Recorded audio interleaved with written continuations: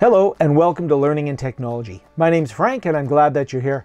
In this video, I want to talk about background video effects in Zoom. I've already done a video where I talk about background effects and foreground effects in a Zoom meeting, but this time I want to talk about putting a video behind me. Now that video is going to loop, so it could be a very short video that just constantly plays and gives me a sense of life behind me. So I talk about that in this video a little bit, but I also talk about how I could create a video background that I then use as part of a presentation. It requires a little bit of planning, and the video has to be designed in such a way that you don't get too far ahead or behind of the video when you're lecturing. But I'll talk about that a little bit in the video when I show you my screenshots. Anyways, if you like this video, hit the like button, subscribe for more tips like this, and share with colleagues that might benefit from this information. Thank you so much for watching. Let's go have a look at video background effects in Zoom. Okay, so here I am on my computer, and I've opened up my Zoom client, so you can see I've got Zoom here. This is the one that I downloaded. I showed that in a previous video. And what I'm going to do is, up here you can see I have this little gear, and that's going to allow me to put my settings into play. So when I click on the gear here, you'll notice that I have the background and filters. And when I click on background and filters, one of the things that you're going to notice is here you have my meeting. I'll just move my microphone out of the way, and notice behind me, notice what's playing. I have the Aurora Borealis behind me. And the Aurora Borealis is behind me. That's because here, that is one of the effects that I have. That's one of my virtual backgrounds. So I'll just turn off the virtual background. And here you can see that what I've actually got behind me in the real world is a green screen. And green screens are ideal because what it does is it gives the system a single solid color that it can then block out from the scene and replace with the video or the background. And they are rather inexpensive. You can pick up a green screen cloth, which you could hang from a bookcase, or you could hang from a shelf or the wall very inexpensively. Or you can even buy a green screen kit, which is fairly inexpensive. I bought one off Amazon with 2 stands, and that's what I have behind me right now. And I did a previous video where I show you how to get the wrinkles out. You can see I've got some wrinkles here. Right? There's a bit of wrinkles here. You can see it's a little bit of a darker green here and a lighter green here. This is not Hollywood quality by any stretch of the imagination. And definitely in filmmaking, they'll often use a blue screen. What's really important with the green screen, though, is make sure you're not wearing a green shirt or that you don't have green hair. I actually have problems because I have light hair, so sometimes you can see it'll artifact around there. But anyways, that's green screening. The key here, though, is that in Zoom, down here, I've clicked the button that says I have a green screen. And if you click the button off, it's still fine. It's still going to do backgrounds for you. So if I go in here and I do, say, the Golden Gate Bridge here, you can see it's still there. You can see I've got a little bit of green artifacting here. I can go, I have a green screen.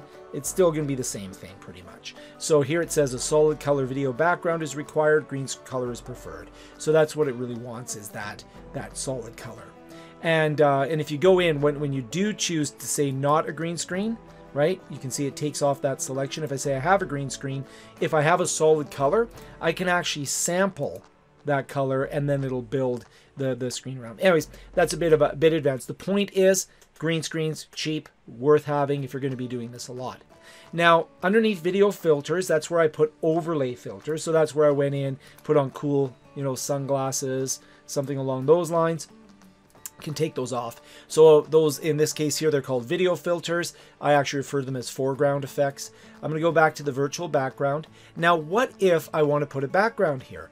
Well, what I can do is I can click the plus button to add an image or video. And in my case, I'm going to add a video, okay? And I'm going to choose underneath this PC document, Space Courses, I created a demo called demospace.mpeg, and I'm just going to go in here. Now, in this case here, it says here that it's already been added.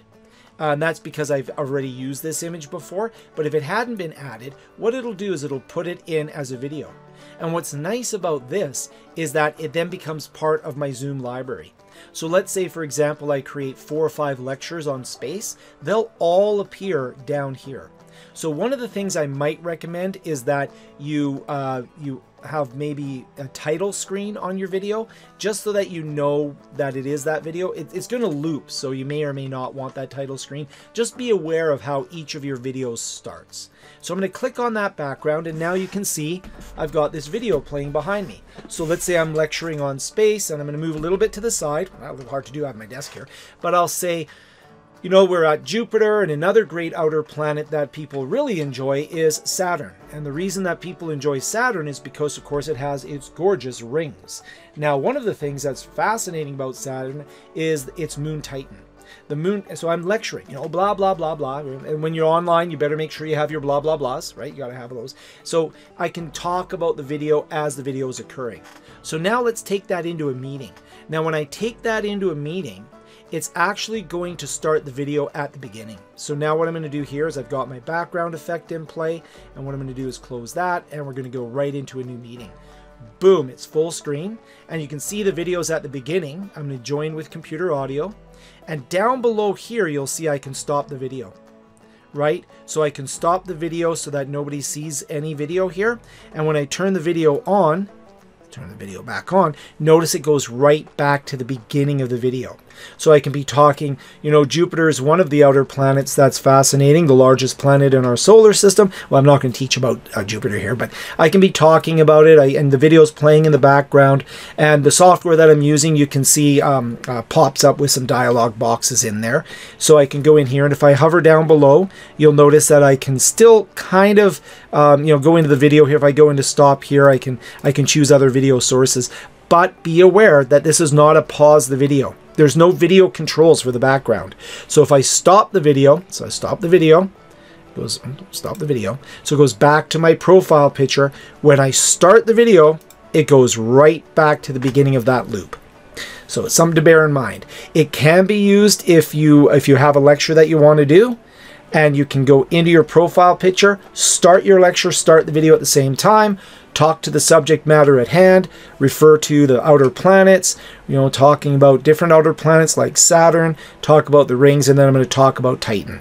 So when I'm creating this background video, if I'm using it for lecturing or presentation, one of the things I highly recommend is that you consider making sure that you rehearse your presentation in the context of the video playing behind you, and that you sort of build little pauses into the video, little places where you can either catch up or you can pause in your lecture for a little bit just as the video's catching up to your lecture. It's an art, right? It's both an art and a science here, but you get used to it over a period of time. You get used to your lecture, and then it will loop right back, at which point I might go in and with my class, I might stop my video, go back to my profile picture, and then when I'm talking here, one of the things I can also do is as this, you know, as I'm talking to people, I can end the meeting, whatever I want to do, and I can go in, and you can actually go into your video here and change your video settings here and change your virtual background. So I could be, okay, we had our lecture on the stars, change my virtual background. The audience is not seeing this right now, and I can put it back to another background, and then when I come back to the meeting, I no longer have that other background. I'm back to the looping Aurora Borealis. I can take questions without the video lecture playing behind me. So that's how we can go through, and I'll end this meeting for everybody. That's how we can go through and create a video background, use it for presentations and lectures. Well, there you have a whole world of possibilities, both little videos that just create some visual interest, all the way to videos that can actually be used as part of your presentation and as part of your meeting. So if you like the video, like, subscribe, share, all those good things, and here's some more videos that you can take a look at from the channel. Thank you so much for watching. I'll see you in the next video.